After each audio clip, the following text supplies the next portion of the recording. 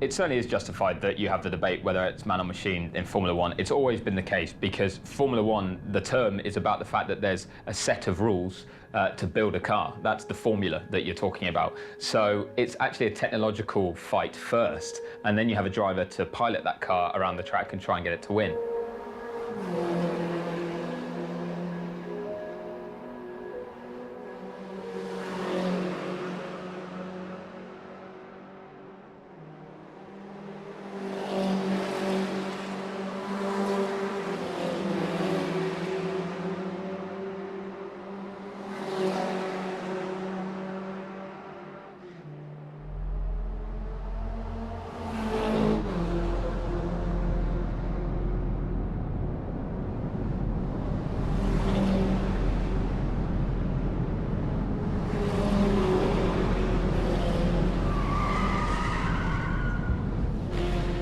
He was always fit and very acrobatic behind the wheel, strong in the head inside the car and outside. Michael Schumacher's a living legend. He's known around the world. The name of Schumacher is famous everywhere.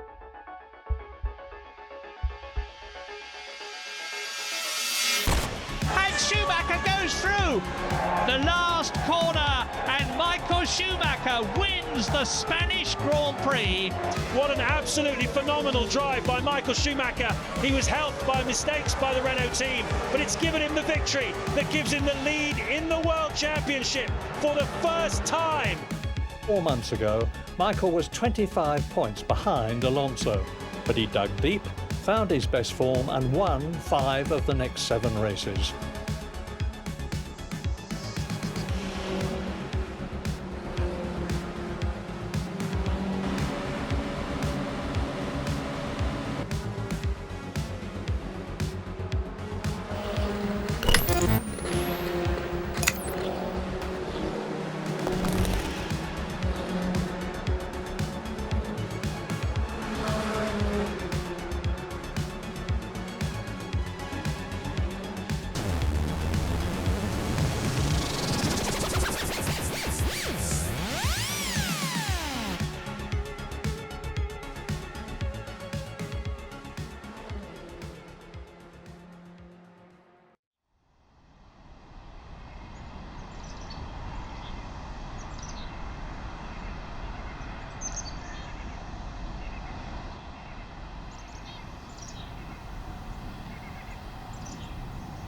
You know Michael Schumacher.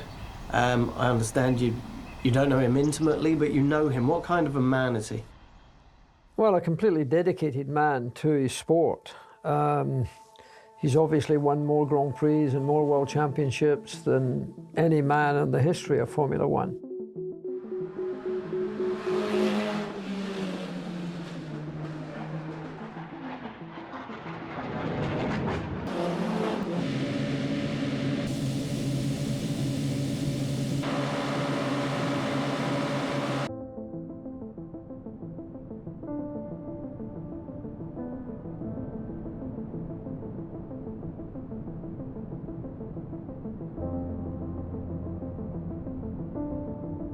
He's had a remarkable career, and then of course when he started with Benetton, I was with Ford Motor Company at the time.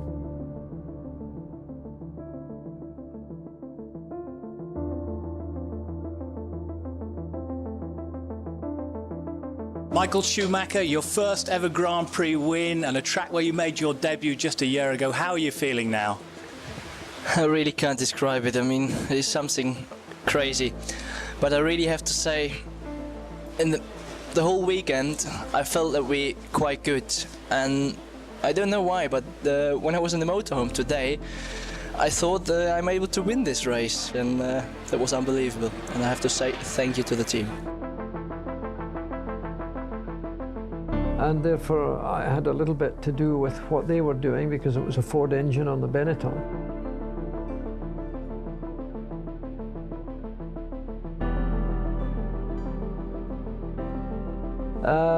And thereafter, whether it was doing television or whether it was me around Formula One, as I still am, therefore I saw a lot of them. To be in Formula One, you've got to be massively determined.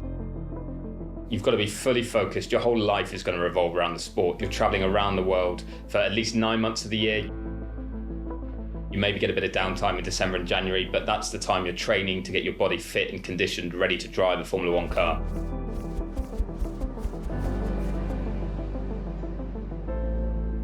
You're representing massive brands when you're in the car, but then you're risking your life when you're behind the wheel for those 2 hours on a Sunday. It's hugely intense, and you've got to be massively determined and focused.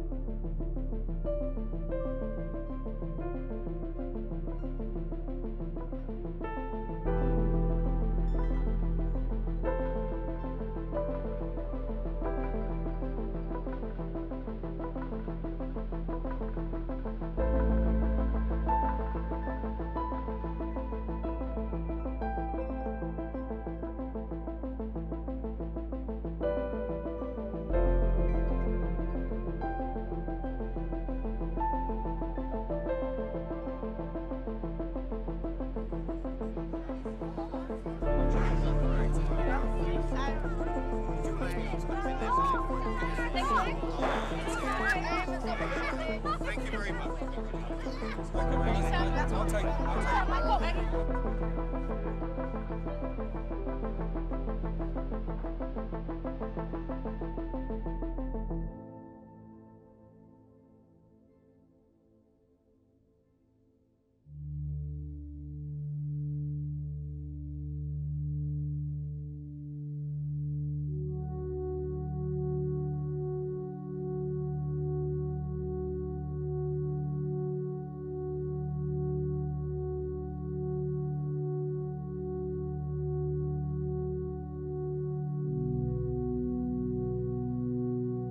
I always learn, yes, and I always learn from any driver that is in the paddock, because I will analyze every person, every little detail, as much as I can, in order to see what they're doing different to what I do, in order then to keep on improving, because Formula One is about a constant improvement in every little area. It's not about suddenly somebody makes one thing completely different. It's lots of little details that as a combination that make the big picture. Yeah.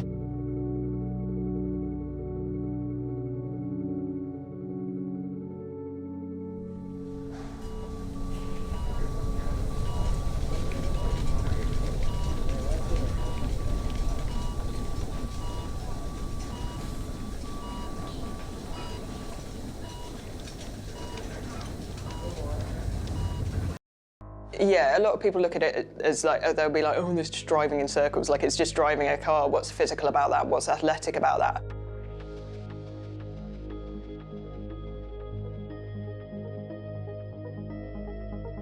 I mean, aside from the fact that it's unbearably hot, it's like sitting in a sauna.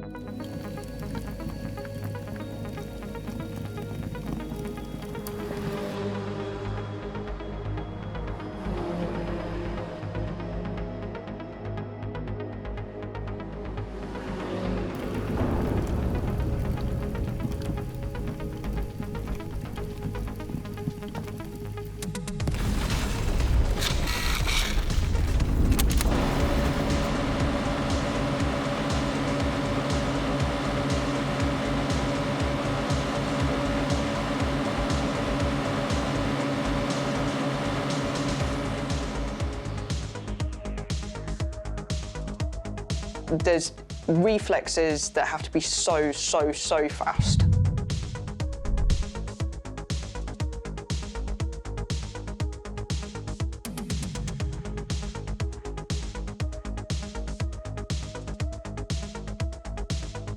You also have to do lots and lots of micro adjustments across the steering wheel. You'll see them constantly moving their hands, and that has to be accurate and it has to be perfectly learned.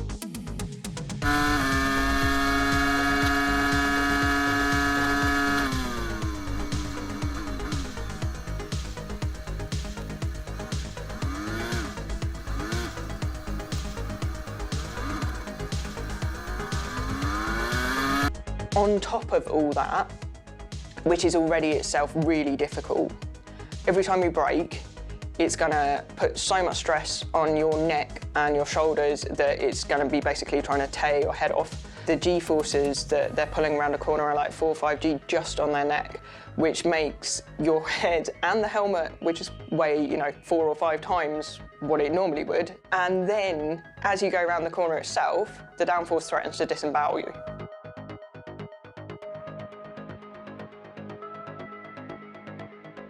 You're being pulled one way at the head, and then all your guts are being shooped off to the right. If you drive feet first at 200 miles an hour around the world, sooner or later, you're going to have a big accident, and the chances are you can still get hurt.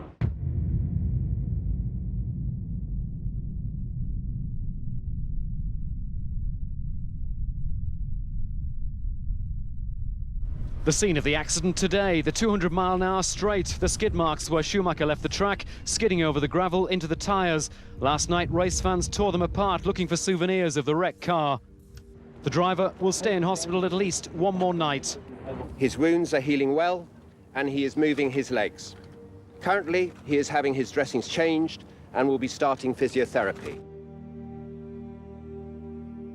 If you drive feet first at 200 miles an hour around the world, sooner or later, you're going to have a big accident, and the chances are you can still get hurt. Over the gravel at 100 miles an hour, into the tyre barrier, straight through that, into the rigid wall behind. The miracle was he wasn't more seriously injured.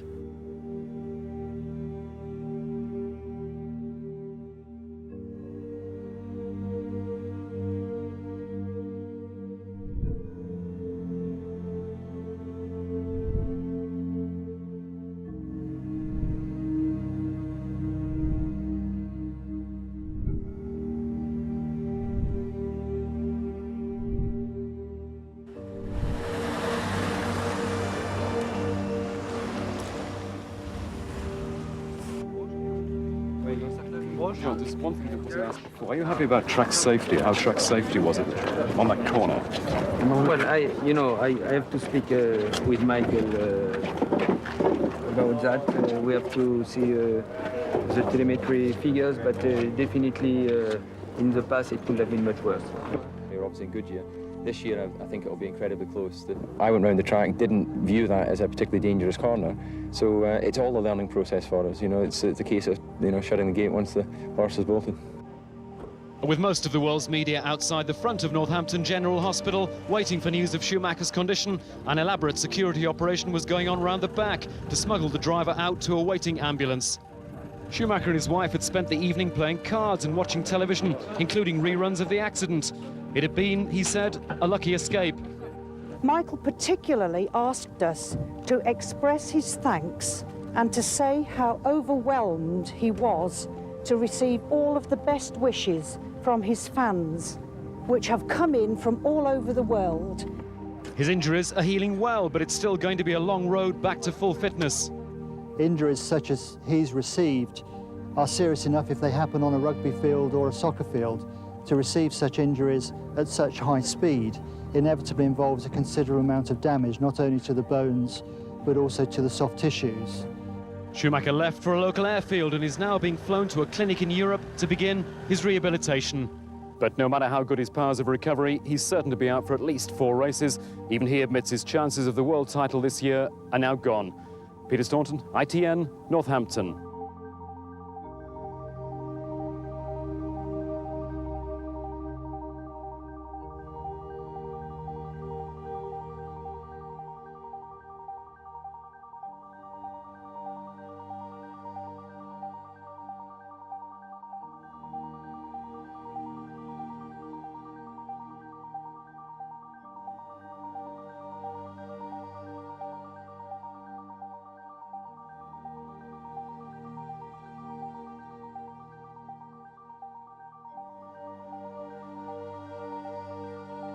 As a racing driver, he was pretty much on the limit at times. I did a survey at one point and found that he had been off the road in almost every Grand Prix weekend over the 3 days, but not in the race.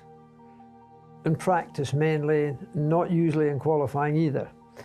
But he stretched the elastic to see how fast he could go, how far the car would go without breaking away to a point where he went off the road. And he did go off the road almost every weekend in some way or another. And I always questioned that. But that was his way of living. That was his way of driving. There are many other racing drivers that you could look at, and nobody has been more successful than he, but obviously very successful racing drivers who spent their time avoiding going off the road at any cost. And Michael was not one of those.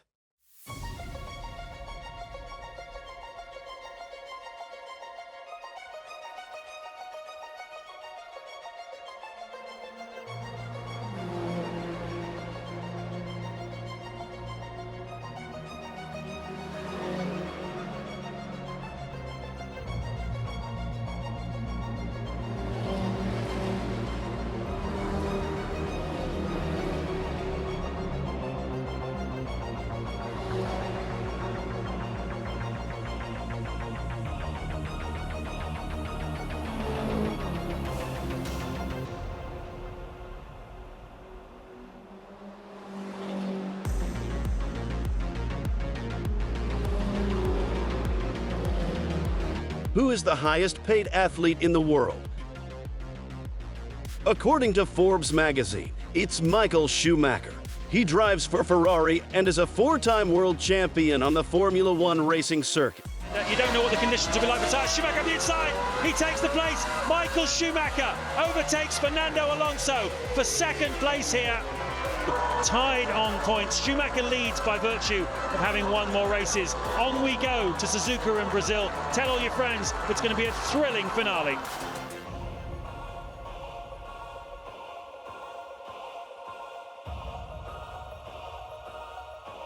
Only 33, he is already the most successful driver ever.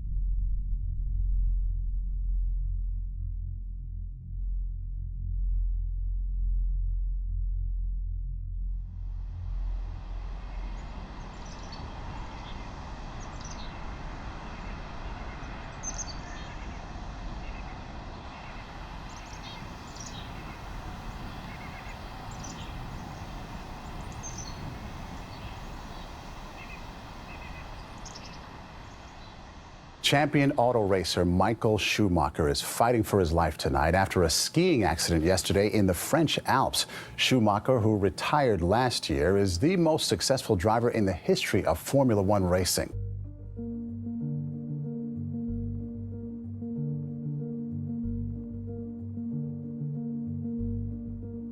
You know when a champion walks in because they've proved it. People like Schumacher, they tend to have two different personalities. One is in the paddock. When they walk through the gates into the Formula One paddock, they become Michael Schumacher, the driver. He admits it's been a frustrating time and told me what's so special about the new model. It's naturally feeling a little bit faster. It gives you a better feedback.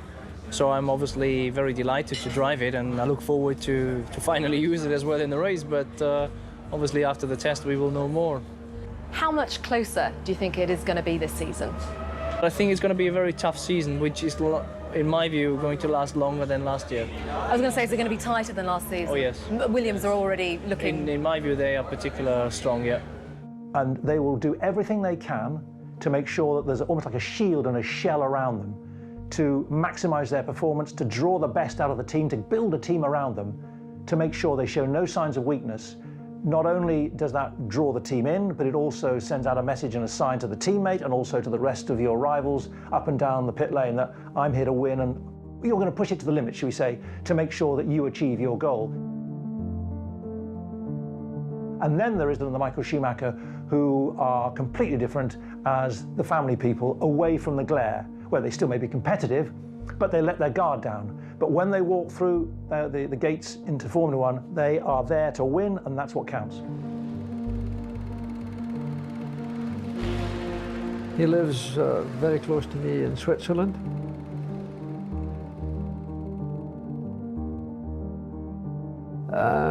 He's a great family man, and you know, he's a hugely successful racing driver, well retired now, but has still had the bug for excitement, for almost danger in a way, because his motorcycle riding, his free fall, parachuting.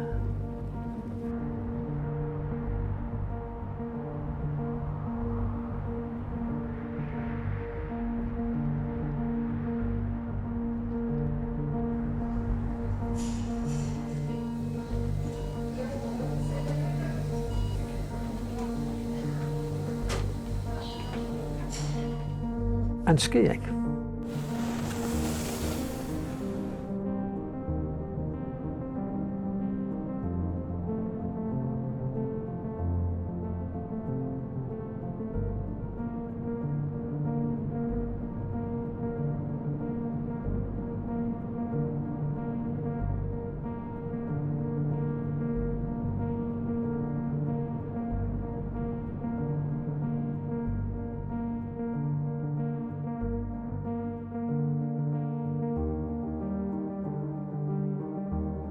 And he skis very well, by the way.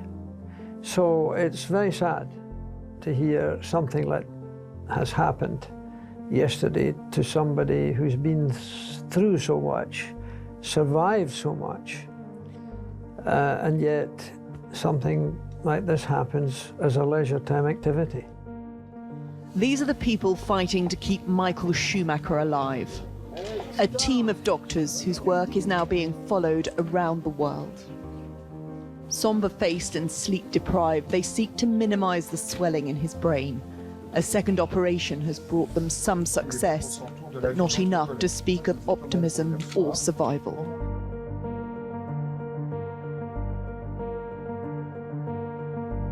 Brain swelling never reaches its peak immediately after an injury. It sometimes takes several days for that swelling to become more severe and to reach its peak. And during that time, the team looking after the patient have got to work extremely hard to try and maintain the internal environment.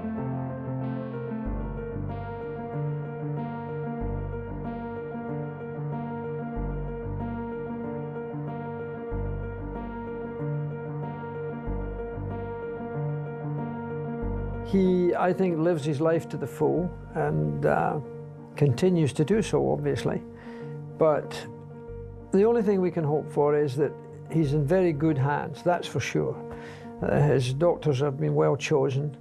They have enormous experience in the type of injuries that he sustained in his skiing accident, and we can just hope and pray that their skills are going to bring him round and allow him to come back to full function as a person, because he's got a lovely wife and a lovely family and a wonderful home, and more than one of them. And it would be sad for him not to be able to enjoy those fully in these years to come. Once a patient has sustained a severe head injury, their brain is very vulnerable to further damage. And sometimes that damage is because of progressive swelling of the brain, sometimes from other causes.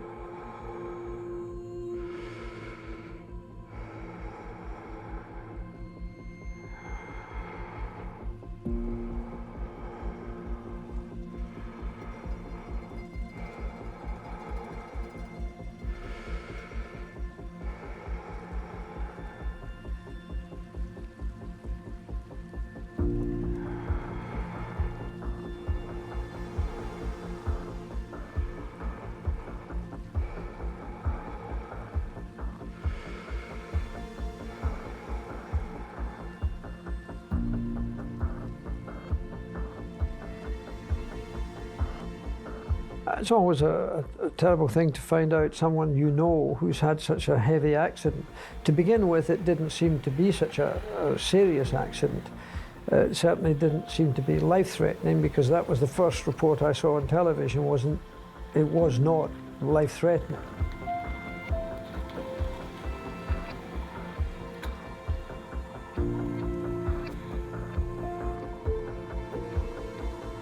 Today's television has been much more somber than that, and the only thing you can hope for is that consciousness is regained, and the issues that the doctors and professors are concerned about at the present time can, in their capable hands, be put into a medical sense, a recovery that hopefully will not take too long, and allow them to have full bodily functions and mental agility that we know Michael Schumacher to have.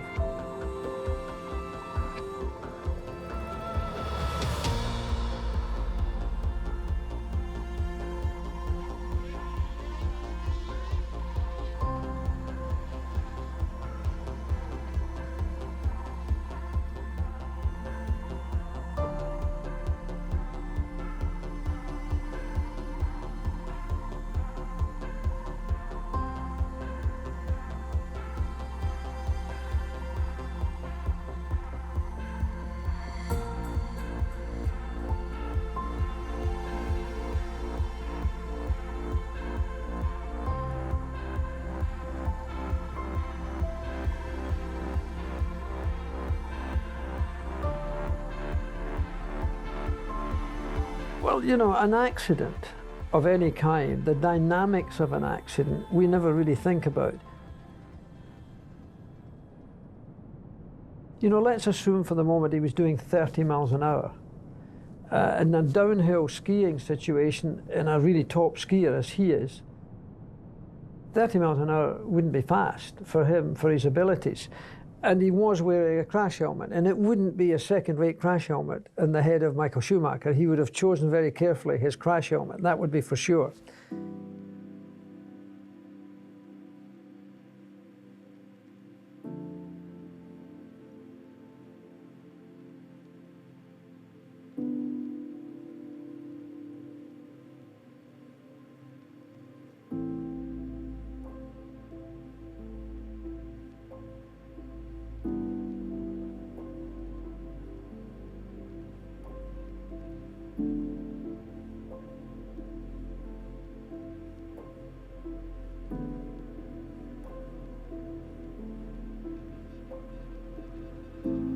But the human body sustains only so much. And when you hit a solid object, you know, most people don't realize from 30 miles an hour is the same impact as being on a third-story building and falling onto a concrete floor. So when you're doing 30 miles an hour in your car, don't think that's a slow accident. The impact is huge.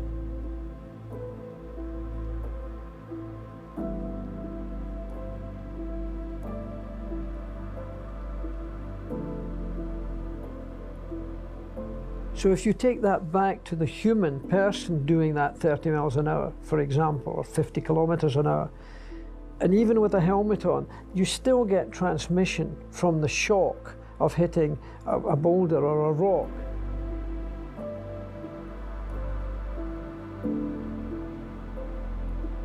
And the brain, the heart, the kidneys and the lungs can only stay within the human frame for a certain number of Gs.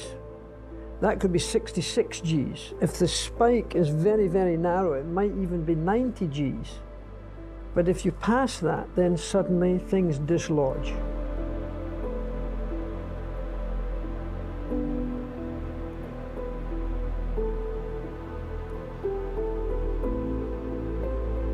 And it sounds not the right thing to be saying, but when you have that type of impact, whether it be in a car or whether it be ice skating or snow skiing, you can have from time to time an accident.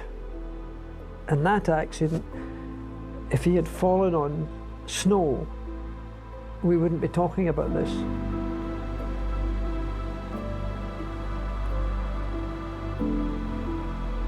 But obviously there was a rock somewhere, either hidden by snow or whatever happened, his trajectory allowed his head to hit that rock, it seems, from all reports.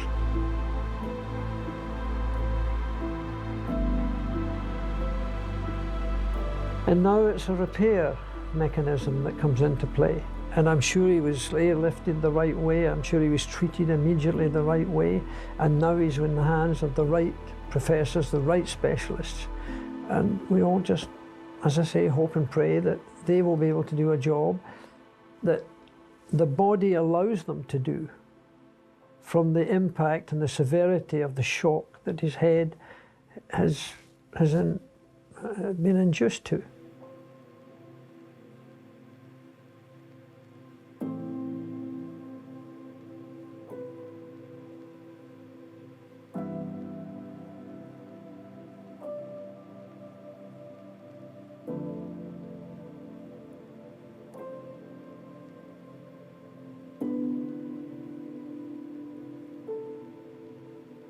The sooner the patient comes out of coma, the more likely they are to make a better recovery. He's not only one of the greatest racing drivers who's ever lived, but he's an extraordinarily nice chap too.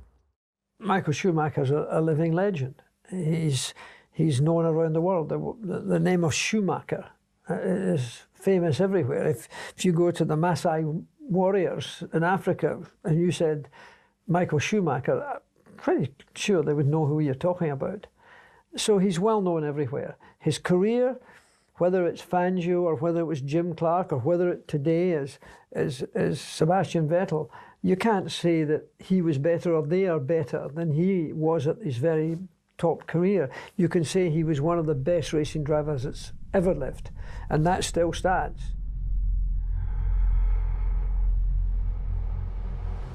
A man who lived his life in the fast lane. He was always treading the line between thrill and danger. He spent over 3 decades behind the wheel of a race car and was fortunate enough to see his career through to retirement. However, living life in the fast lane eventually caught up with him. In 2013, Michael Schumacher suffered a head injury while skiing. Despite wearing a helmet, the impact on a snow-covered rock resulted in severe trauma to his brain.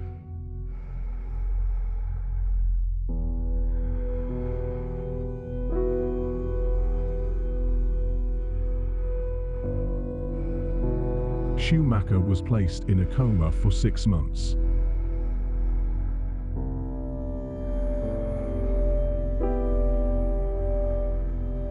He was always fit and very acrobatic behind the wheel, strong in the head inside the car and outside. He was a 7-time world champion. As a person, because he's got a lovely wife and a lovely family and a wonderful home, and more than one of them. Holding the record for many years. Able to enjoy those fully in these years to come. I'm happy to be here. I'm happy to have brought back the Schumacher name into Formula One. I don't feel a blink of pressure.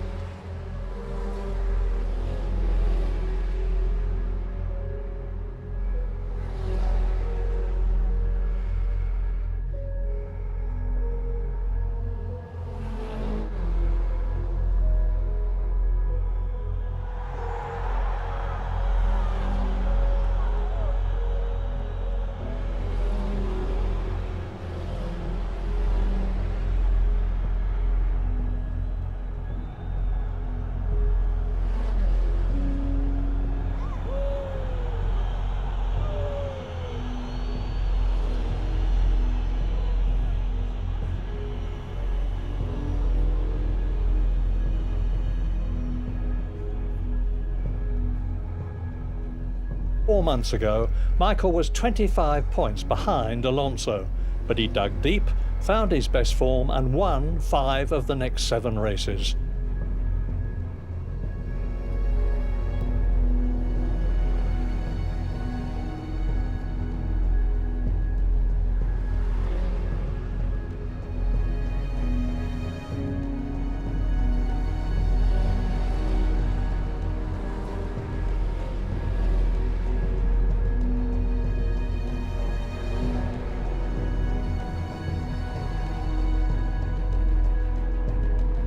think the debate about man and machine goes all the way back to Formula One. It goes all the way back to before Formula One. It's why the concept of Formula One exists, because the idea is that you're meant to have rules that mean that these are equal machines in competition with each other. In reality, we know that no machines are equal. Even if you give absolutely everyone exactly the same engine, exactly the same parts, there will be circumstances where someone fails, and it's just down to raw mechanical luck.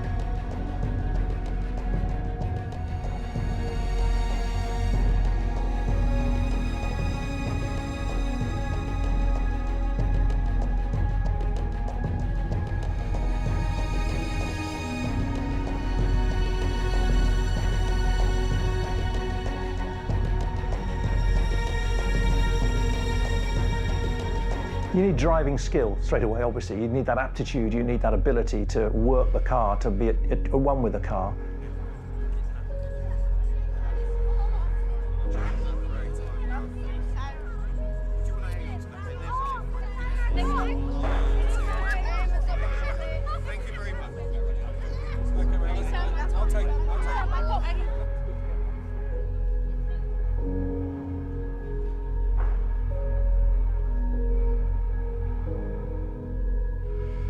Let's talk a little bit, you mentioned you becoming a father. When you first found that out, it must have changed your life, obviously.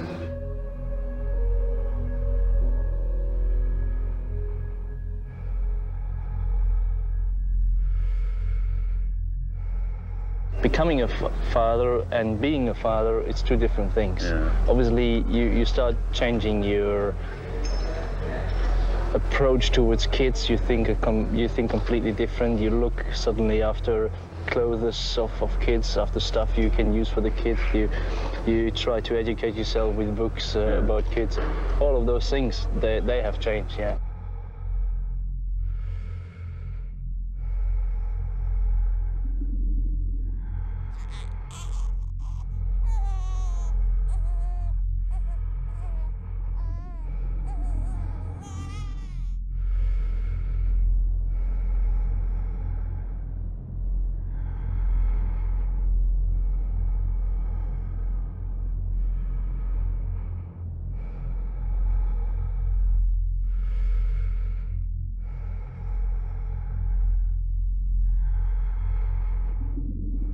Dream to be here, and you know, just walking into the paddock was an amazing feeling.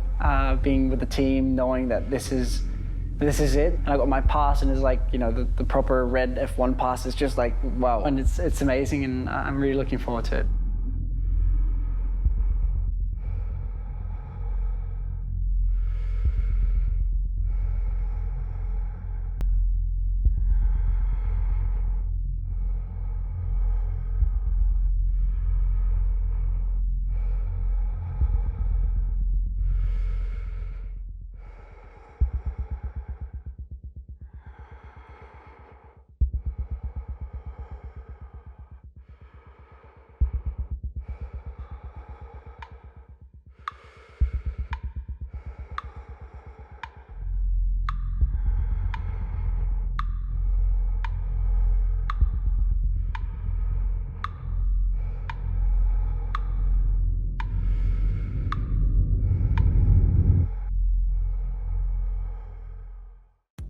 Mick Schumacher crosses the line to win the Formula 2 Championship of 2020. And if you watch today because of the father, Mick's driving this year has ensured that the next chapter will be written by the son.